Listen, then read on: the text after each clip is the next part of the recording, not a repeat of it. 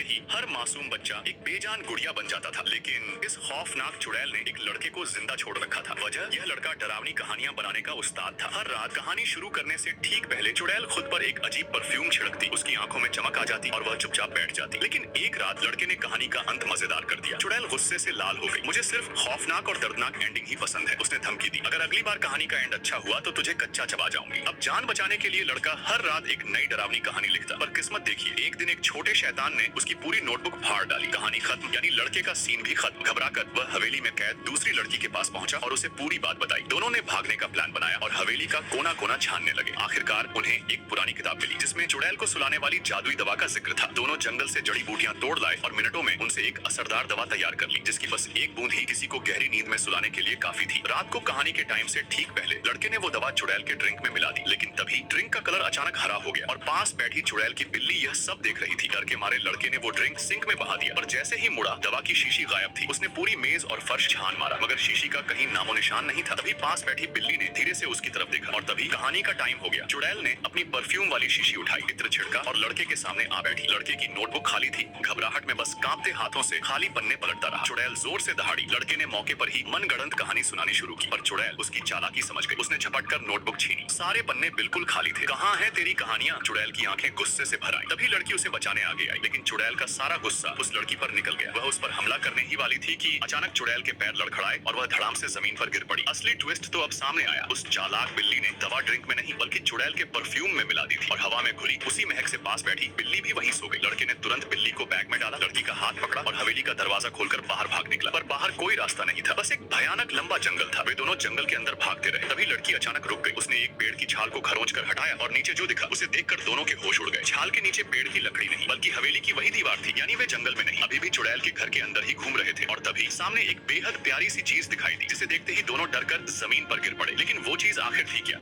इस